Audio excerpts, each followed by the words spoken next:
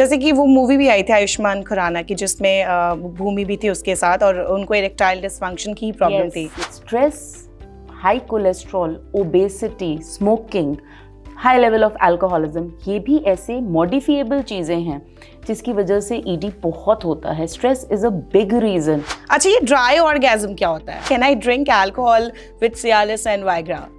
Is a curved penis normal? Is there a surgery that can increase the size of penis? कि जो tampons लोग use करते हैं तो बहुत लोग कहते हैं कि इससे एक सिंड्रोम हो सकता है, that is called toxic shock syndrome. What is this? Does a man go through menopause? Dirty discharge लग रहा है, स्मेल आ रही है, इचिंग हो रही है, यूरिन प्रॉब्लम हो रही है, then it may be infection. Period में ज्यादा पेन मतलब एंडोमेट्रियोसिस या फिर ड्राई ऑर्गेज्म क्या होता है? ये पीरियड क्रैम्प्स कम कैसे करते हैं? And can I drink alcohol with Cialis and Viagra? Or is there any surgery that can increase penis? ऐसे कई सारे सवाल है जो लोग डॉक्टर से नहीं पूछते बल्कि गूगल से पूछते हैं और इसीलिए मैंने इन सारे सवालों की एक लिस्ट बनाई और सोचा क्यों ना ये गूगल से पूछने के जरिए हम बल्कि पूछ लेते किसी डॉक्टर से जो एक्सपर्ट हो। और इसीलिए हमारे स्टूडियो में आज आई हैं डॉक्टर स्वाति। तो आपका बहुत बहुत स्वागत है डॉक्टर स्वाति, आपने इतना हमारे लिए टाइम निकाला। तो ये सारे सवाल क्योंकि गूगल में मैं देख रही थी तो लोग ऐसे प्राइवेट सवाल पूछते हैं नॉर्मली, क्योंकि लोग किसी से पूछते नहीं में भी, तो वो नॉर्मली ऐसी चीज़ें पूछते हैं जो कि बहुत ऐसा क्यूरोसिटी बढ़ा देती है। तो इसलिए मैंने सोचा कि ये सारे सवाल आपसे ही पूछते हैं और किसी का भला कर देते हैं। So much for calling me again and again on News 24 and it's a very good platform and I really want to increase the awareness especially female health related.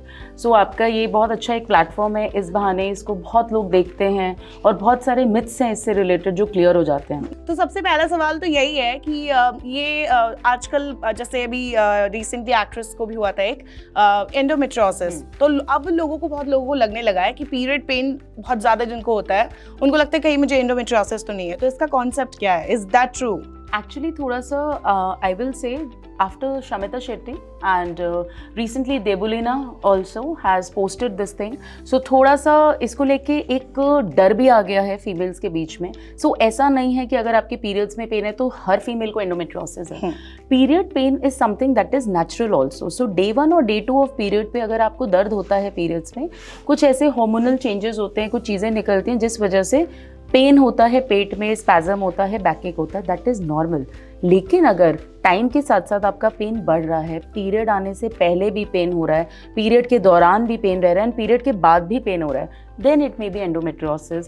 There are other symptoms of endometriosis also, जैसे urine करते समय pen होना, motion के time पे pain होना, physical contact के time पे pain होना मैरिड फीमेल्स में, प्रेगनेंसी नहीं हो पाना, infertility, these are other symptoms of endometriosis. तो अगर आपको ये मिक्सचर ऑफ कुछ चीज़ें आप अपने उसमें अनुभव कर रहे हैं तो प्लीज़ यस, गायनेकोलॉजिस्ट से ज़रूर कांटेक्ट करें, सर्जरी से बचें और आगे जाके जो इसके कॉन्सिक्वेंसेस हैं जैसे कि इनफर्टिलिटी सबसे बड़ा कॉन्सिक्वेंस है, उससे हम लोग टाइमली मैनेज हो सके। जी, एक और सवाल है इससे रिलेटेड कि ये पीरियड क्रैम्प को रोकने का कोई तरीका है? क्योंकि नॉर्मली लोग बहुत सारे आई थिंक फीमेल्स हैं जो ये सर्ट नुस्खे ढूंढती है कि क्या कोई तरीका है। बहुत लोग चॉकलेट्स खाते हैं, अलग अलग मिथ्स है, तो इसका कोई उपाय है? माइल्ड पीरियड क्रैम्प्स अगर हैं तो उसको हमें मैनेज करना है, उसको थोड़ा सा बेयर करना है। Of course during periods female will have different feeling, different emotion, लेकिन अगर ये बहुत ज़्यादा है तो आप हॉट बाथ जैसे गर्म पानी से या फिर हॉट वाटर बैग जो आता है उससे भी थोड़ा सा आराम मिलता है। बैक मसाज करा सकते हैं, लेग्स मसाज करा सकते हैं, थोड़ा सा रिलीविंग एंड सूदिंग होता है उस टाइम पे। But to be very honest, कुछ मैसिव चेंज कर देगा ये, ऐसा नहीं है। अगर बहुत ज़्यादा दर्द होता है तो सम पेन किलर्स और medication also we advise.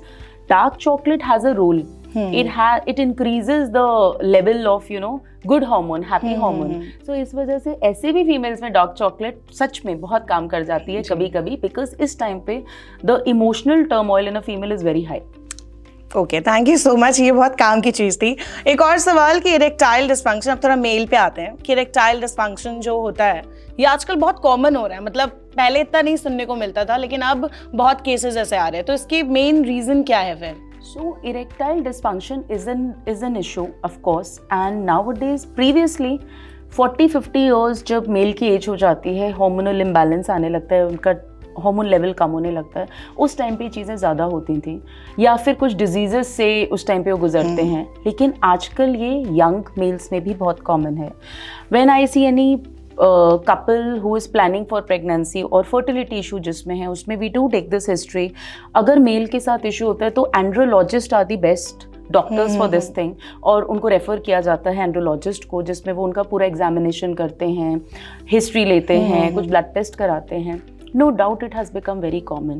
There are some medical disorders जैसे कि डायबिटीज़, हाइपरटेंशन, स्ट्रोक हुआ हो, कोई न्यूरल इश्यूज़ हैं जिसमें इरेक्टाइल डिसफंक्शन मेडिकल रीज़न है। But stress, high cholesterol, obesity, smoking, high level of alcoholism, ये भी ऐसे मॉडिफिएबल चीज़ें हैं जिसकी वजह से ईडी बहुत होता है। Stress is a big reason, highly big reason. It's also associated with a psychological issue in males, and once it starts then it is very difficult to overcome that, because अगर diabetes की वजह से है तो diabetes जैसे ही control होने लग जाएगा, ये भी इशू ठीक होने लग जाएगा। बट अगर साइकोलॉजिकल एस्पेक्ट की वजह से है then it takes time, and definitely the couple should take help from a psychologist or an andrologist, because ये मैरिज को भी अफेक्ट करता है, and when you are planning a baby तो भी अफेक्ट करता है। जैसे कि वो मूवी भी आई थी आयुष्मान खुराना की, जिसमें भूमि भी थी उसके साथ, और उनको इरेक्टाइल डिसफंक्शन की प्रॉब्लम थी। I am just forgetting the name of the movie, but उसमें ये इशू था, और वो मैरिज के टाइम इतना ज्यादा पैनिक हो गया था कि फिर उसको ये प्रॉब्लम्स हो रही थी। तो हाँ, अवेयर करने के लिए भी चीजें, the partner has to be understanding for this thing, and eventually it can get corrected. अच्छा, ये ड्राई ऑर्गेज्म क्या होता है? सो whenever there is a contact, so us time pe there should be ejaculation, but if there is no ejaculation then it is called dry orgasm. Okay. And many times there is something called retrograde ejaculation, ठीक है? So इसका medical reason है, और अगर इस तरीके का हो रहा है तो please contact, because later on what happens ना, we tend to ignore, especially India में बहुत चीज़ों को, जैसे आपने एक लिस्ट बनाई है गूगल से इतने क्वेश्चंस की, ठीक है? सो दैट्स इग्नोरेंस ना। People are just googling it, and उसके अंदर रैंडम कुछ आंसर्स आ जाएंगे, फिर वो स्ट्रेस लेने लगते हैं, अरे बाप रे मुझे ऐसा हो गया। So please contact the right person for this, go to a male andrologist, they will guide, and there are some actual medical issues जिसकी वजह से हो रहा है, और टाइमली अगर इसको ट्रीट किया जाए आगे जाके, because of course it is difficult for the person also to come up if they are having this issue. ठीक है, एक और चीज की जैसे withdrawal method of birth control, क्या इससे भी फीमेल्स जो है, क्योंकि मोस्टली लोग जो ऐसे बर्थ कंट्रोल के जो मेथड्स होते हैं वो यूज नहीं करते, कॉन्डम यूज नहीं करते, वो ये बहाना देते कि हमारा तो ये ऑप्शन है, बट क्या वो प्रेग्नेंट हो सकते हैं फिर? Medically this thing is called coitus interruptus and the withdrawal method. So that is not a very favorable method when we talk about birth control, because it is not 100% safe, and if you're using this method, still female will have a chance, because if the sperm comes in the vulva area also, pregnancy can happen. There have been cases. So if you are using it as a contraceptive, so it's not a very good method as a contraceptive. Okay. And doesn't prevent against STD infection also. Okay. So एक और चीज, ये लोगों ने बहुत actually Google में search किया था, can I drink alcohol with Cialis and Viagra? So Cialis and Viagra is basically used when the patient is having erectile dysfunction, and at that time, basically what these drugs do, they increases the blood flow. Okay, if you are having alcohol with it in a major amount, you can have hypotension, drowsiness, and other side effects related to it. So ideally it's not a preferable thing to do. Okay. एक और question अब थोड़े females पे आते हैं वापस से, तो ये है कि PMS क्या होता है? ये जैसे G पॉइंट होता है, कोई वहम है, मिथ है, या PMS होता भी है? होता है तो उसे कैसे कंट्रोल कर सकते हैं?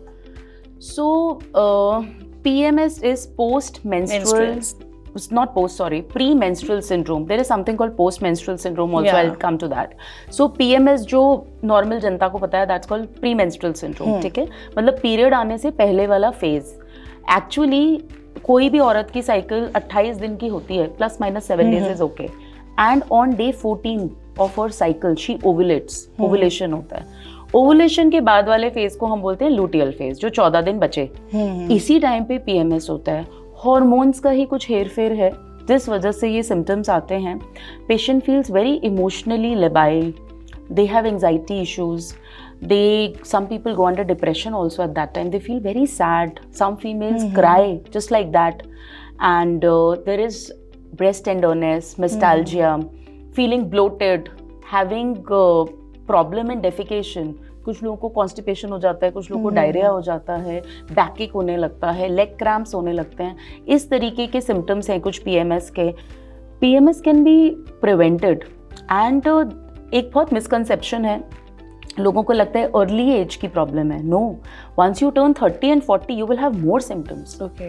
And there are some methods that we can do in our routine practice, you know, exercising properly, taking care of your diet, taking complex carbs, reducing the dairy, reducing the all the food that causes inflammation, caffeine intake कम करें, vitamin D exposure अच्छा हो उस time पे, तो फिर ये इससे we can these are the natural methods where we can prevent PMS. अब थोड़ी दूसरे क्वेश्चंस पे आते हैं जो नॉर्मली मेल्स गूगल पे बहुत सर्च करते हैं।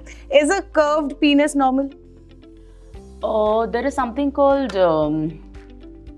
Peyronie's disease, जिसके अंदर इस तरीके का इशू होता है। It is anatomical disfigurement where there is some kind of previous scar, previous कोई इंजरी हुई हो, कोई प्लैक हो, जिसकी वजह से इस तरीके से शेप है। If this feature is there, it needs to be get checked by some general surgeon or a urologist or an andrologist. Okay. Is there a surgery that can increase the size of penis? They are not. Yes, nowadays many sexologists and some surgeons, plastic surgeons are doing that, but honestly and research based, they are not very effective. They are not very effective. Okay. और एक और question कि जो tampons लोग use करते हैं, तो बहुत लोग कहते हैं कि इससे एक सिंड्रोम हो सकता है, that is called toxic shock syndrome. What is this? So toxic shock syndrome is a very rare disorder. It's actually a life-threatening disease. Okay. 1 in 100,000 इसका इंसिडेंस है। ऐसे बहुत कॉमन नहीं है, लेकिन अगर हो गया तो बहुत सिवियर है। ये एक actually it got started with tampons and that was the reason कि टैम्पॉन को कोरिलेट करने लग गए लोग टॉक्सिक शॉक सिंड्रोम से, बिकॉज टैम्पॉन्स लोग भूल जाते हैं। टैम्पॉन के साथ एक प्रॉब्लम है, it's a very good method for menstrual hygiene as compared to pads. You don't have any rash issue and you don't need to change it very frequently. It can be, it is not very messy method. So everything has a pros and cons. So इसका cone ये है कि tampon जब कोई female लगाती है वो भूल जाती है उसने टैम्पॉन लगाया, उसे पता ही नहीं होता। So इस वजह से अगर 4-6 घंटे में आप चेंज ना करो, बहुत लंबे समय तक टैम्पॉन लगा हुआ था, so there is a bacteria called Staphylococcus aureus that can cause this infection. So it's actually a bacterial infection. Not only with tampon, if a female is is putting pad also for prolonged period or menstrual cup also for prolonged period और उसकी वजह से उसे कोई infection हो जाए तो भी toxic shock syndrome हो सकता है। Females have to change either the menstrual cup or the sanitary pad that they are wearing or the tampon every 4 to 6 hours, whatever may be your flow. What about menstrual cup? Menstrual cup is a very good method. It's a very good method, and the thing is, it is economical and environmental friendly. It's there is no biodegradable hazard that's associated with this sanitary pads and all. And secondly, many people, I have a different thought to it. Like nowadays people are coming with biodegradable sanitary pads, organic sanitary pads. So that is for environment, it's okay. But whenever you are using any pad for prolonged, there are girls who have periods for good 7 to 10 days also. So for those girls, it becomes a very messy affair. They have rash issues, they have itching, they have infection. कितना भी hygiene को maintain कर लें, public washrooms use ही कर रहे हैं, for those people and ऐसे भी menstrual cup is a better option because there is no issue of any vaginal infection, any vaginal rash, and people who have switched to menstrual cups, they are blessed with this now. अच्छा, बहुत लोगों को लगता है, मतलब ये complain भी करते हैं और ये क्वेश्चंस भी लोगों ने पूछा है कि पीरियड साइकिल क्या होनी चाहिए, क्योंकि कुछ को जैसे 30 डेज में आता है, तो वो कहते हैं कि 2 दिन हमेशा पहले आ जाना चाहिए। तो ये कॉन्सेप्ट क्या है? ये पीरियड साइकिल कितनी दिनों की होनी चाहिए, कितना गैप होना चाहिए, कितना होना मतलब एक्चुअल कितना होना चाहिए? So ideally period cycle should be 28 days plus minus 7 days.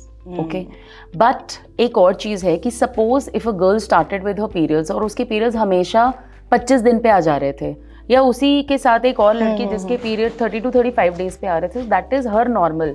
So every female body is different, so that is her normal. If a female who was getting periods at 30-35 started getting periods at 20 days, or if the one who was getting at 20-25 started getting periods at 40 days, तो वो उनका abnormal हो गया. Okay. So जो आपका pattern है वो pattern को हमें समझ लेना है. ऑफ कोर्स फर्स्ट 2 years एक और मिसकंसेप्शन होता है, get young girls with their mothers कि मैम इसकी साइकिल स्किप हो जा रही हैं या इरेगुलर हो जा रही हैं. सो जब पीरियड स्टार्ट होता है 12-13 साल की उम्र में, आजकल जल्दी भी हो रहा है, बच्चियों में 10 साल पे भी हो जा रहा है. सो शुरुआत के 2-3 साइकिल्स 2-3 साल जो होते हैं, periods are always irregular. They will have skip periods.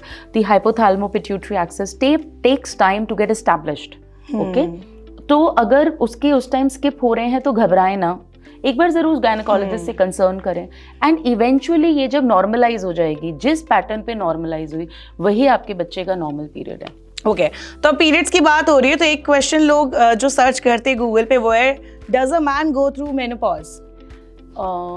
Menopause जो मेल्स में होता है उसको बोलते हैं एंड्रोपॉज. एंड्रोपॉज, या, बट टू बी प्रिसाइजली अगर रिसर्च बेस्ड भी बताऊं, स्टडीज बेस्ड भी बताऊं, ऐसा होता नहीं है. Males are blessed in that because the hormonal change, females में क्या होता है, that hormonal change, abrupt hormonal change causes menopause, कि उनका एग रिजर्व कम हो जाता है. ठीक है, तो उनका एस्ट्रोजन एंड स्पर्म का साइकिल तो लाइफ लॉन्ग होता है. लाइफ लॉन्ग भी नहीं होता अनुश्री, होता है but that thing is very gradual. वो 50s में, 60s में, 70s में जब उनको हो रहा है उन्हें पता भी नहीं लगेगा. So they don't get those symptoms. Females get those symptoms within an year span and very abruptly, like hot flashes, vasomotor symptoms, उनको एंजाइटी इश्यूज होने लगते हैं, भूलने लग जाती हैं, नी पेन्स होने लगते हैं, बैक एक होने लगते हैं, मेमोरी लॉस होता है, and lot of things are associated with menopause in females. So males generally don't get into it. लोगों ने पूछा है कि जो हार्मोनल थेरेपी होती है, रिप्लेसमेंट थेरेपी मेनोपॉज के लिए, ये क्या मतलब खराब होता है कराने? या सो हार्मोन रिप्लेसमेंट थेरेपी और मेनोपॉज के बाद वाली जो थेरेपी होती है, उसमें मेनोपॉज के दौरान वाली जो थेरेपी होती है, that is given it has to be given at the right time. ऐसे ही नहीं कोई औरत को अगर 5 साल पहले मेनोपॉज था तो उसको हम HRT देंगे. There are some indications, some pre requisitions that these things are ruled out. Patient का हाइपरटेंशन, कार्डियोवास्कुलर डिजीज, बहुत सारी चीज़ें होती है जो चेक की जाती हैं पहले, वो सब चीज़ें नहीं होनी चाहिए उसमें. अब उसके बाद अगर वो फिटनेस क्राइटेरिया में आती हैं और उनको सिम्टम्स हैं या उनको ज़रूरत है तो दिया जाता है. As there is a period called perimenopausal period.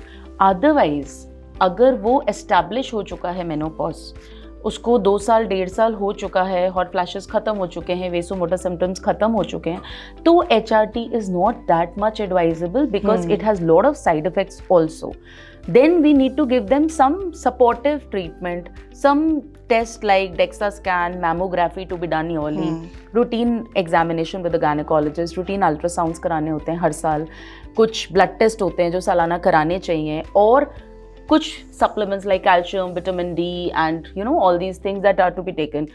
As such, MHT को बहुत ज़्यादा ध्यान से दिया जाता है. ऐसे नहीं देना चाहिए और लेने से पहले भी 10 बार सोचना चाहिए because it is associated with side effects also. Okay. तो जैसे vaginal discharge, क्या ये normal होता है? Yes. So vaginal discharge is a very normal sign of female health and so basically it depends किस तरीके का हो रहा है. So during the time of ovulation you will have more discharge and जब पीरियड्स आता है, पीरियड आने के बाद से ओवुलेशन तक ये डिस्चार्ज बहुत ही पतला स्टिकी होता है. उसके बाद post ovulation it becomes thick and this is the routine cycle. During early phase और during the reproductive changes you will have more discharge.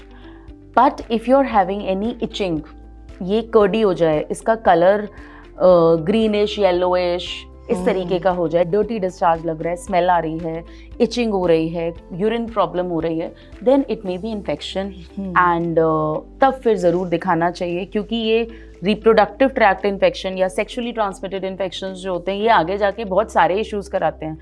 Patient या फीमेल को सिर्फ लगता है डिस्चार्ज है, लेकिन ये अंदर बहुत कुछ करा रहा है, तो प्लीज़ इसको फिर चेक करना चाहिए। ओके एक और सवाल जो लोग गूगल करते हैं वो है, can a hysterectomy cause sexual problems for a woman?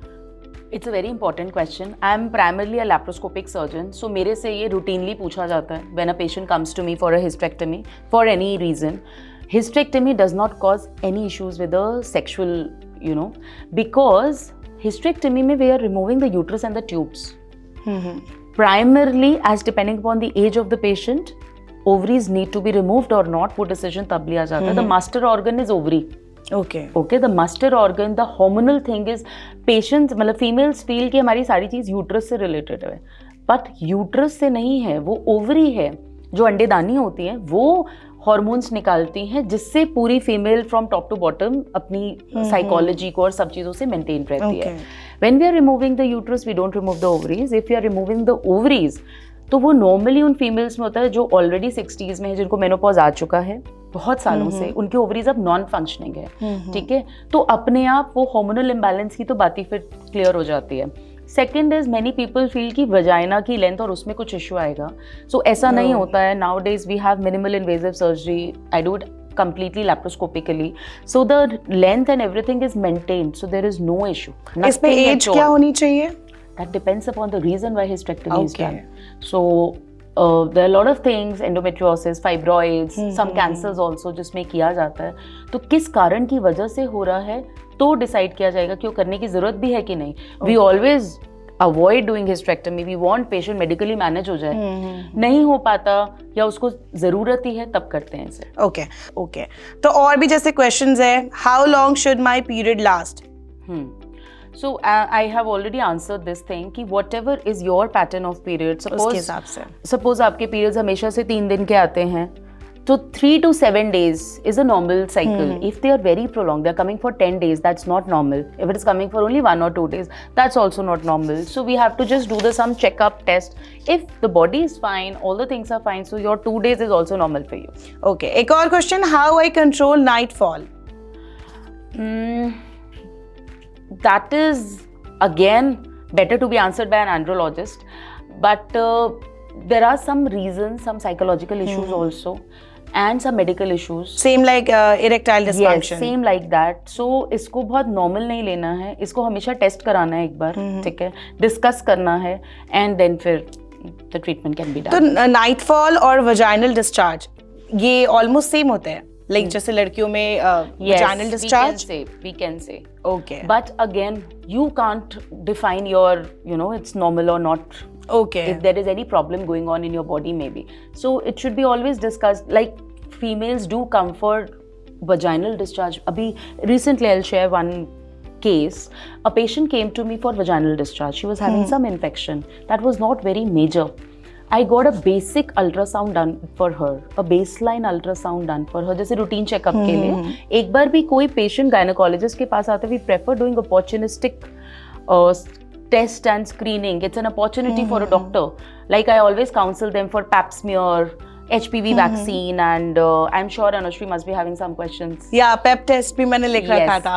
So now when I got her ultrasound done, there was a huge dermoid cyst in the ovary, and that cyst was 12 centimeter. She never knew. She was not having any symptoms. Of course ये बाद में जाके जब emergency बनता तो वो मेरे पास आती। तो कभी कभी कुछ कुछ चीज़ें जब हमारी बॉडी में चेंजेस आ रहे हैं, आज की डेट में तो females have started taking care of their health a lot, so they do come for routine checkups, and that's a very good thing, yearly if you come to your routine, like जैसे dentist के साथ checkup होता है, ऐसे gynaecologist के साथ भी एक ईयरली चेकअप होना चाहिए, so that you know what is going in your body. That is really good. एक और सवाल जो लोगों ने पूछा है, how often should a woman get a pelvic exam and pap test, like yearly, you said that. Pap smear nowadays it is done by liquid based cytology, so it is done either 3 yearly after the age of 30 years. Okay. और 5 yearly if we add on one HPV DNA testing. So Okay. जो virus ये कराता है उसी के DNA को test के साथ करें तो हम हर 5 साल पे इसे कर सकते तो हैं. इस पैप टेस्ट में क्या क्या चीजें होती है, मतलब क्यों कराना चाहिए mostly? Females, any female who's sexually active will get infected with HPV virus. Okay. Any female. So this HPV virus has a very prolonged course. Okay. That means यही infection कराता है जो आज warts और ये भी होता है. That's because of this HPV, Okay. low risk group. And these are the viruses that cause vaginal discharge, infections. Later on, this gets changed into cancer cervix. Okay. That is the commonest cancer of reproductive tract in females in India. Now, this pap test or LBC test can save the females from a cancer. Just imagine एक test है, simple पानी की जांच बोला जाता है उसे. We can do it in OPD. Hardly takes a minute, not even a minute, some seconds for a gynecologist to do this test, and it can tell early changes happening in your cervix.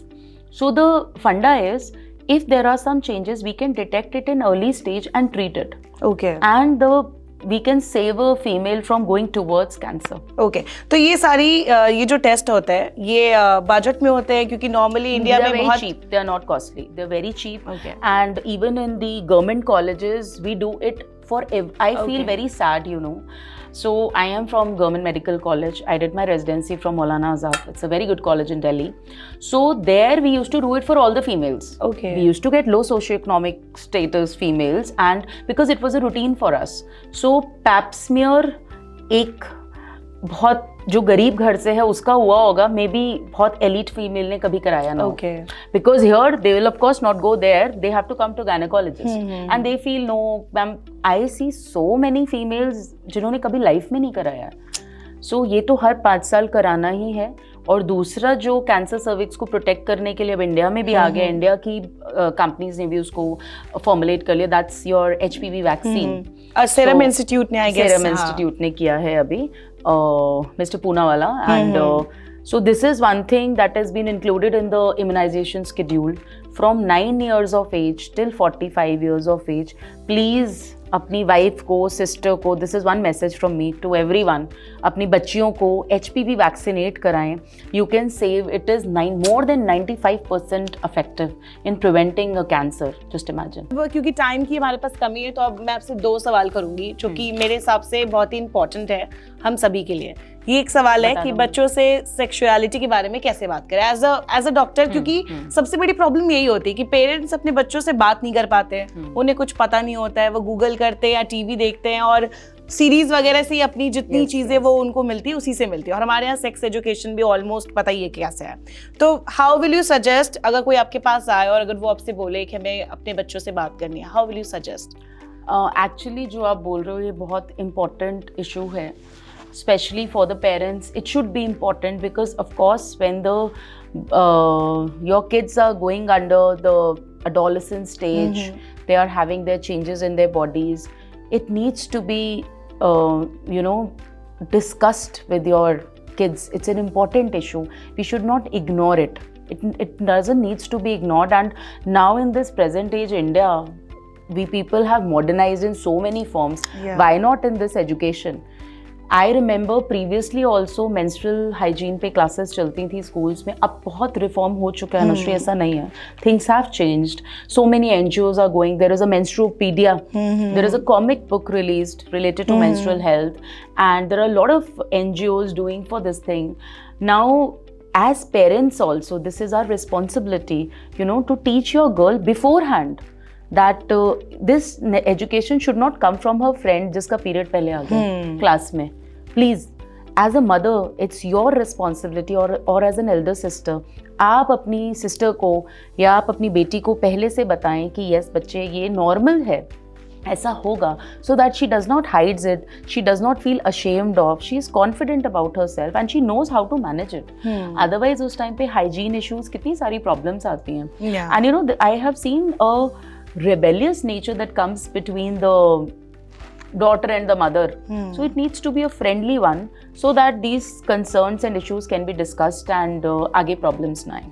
एक और सवाल कि partner से अगर sexual health या STD ऐसी कोई आपको क्वेरी पूछनी हो, मतलब डिस्कस करना हो, वो कैसे इनिशिएट करे? So if any of the partner is having any kind of STD or any kind of infection also, the other partner will always have. Yeah, exactly. Yes. And when we get, either the wife comes with some issue, we always do contact tracing and treat the husband also. So both the partners are treated and it should be treated. Most importantly, barrier contraceptive or condom is a very good method. और उसका reason सिर्फ contraception नहीं है, वो और बहुत सारी चीज़ों को प्रिवेंट करता है जो बाकी कुछ नहीं करेगा prevent. Most important is STD. And if you don't know the history of your partner, then to of course please use. And otherwise also, not only as contraceptive but for preventing the female from so many infections, because females are very prone for infection. That's the reason vaginal discharge और इस पे इतना आप बोल रहे हो, इतना trending है, इतना क्वेश्चंस पूछे जाते हैं, क्योंकि they are facing that problem. They are going through it without having any answers. And I tell you, they are having it for years. और जिनको होता है उनको फिर रेकरेंस भी होने लगता है, क्योंकि ना प्रॉपर ट्रीटमेंट होता है. Like during the time of treatment they should not be sexually active during that particular time. वो भी नहीं हो पाता, तो वो इन्फेक्शन तो प्रोलॉन्ग्ड वे में हुए जा रहा है. So it's an important issue. If you are facing it, do discuss with your partner. And then both of you have to be treated. Exactly. Okay.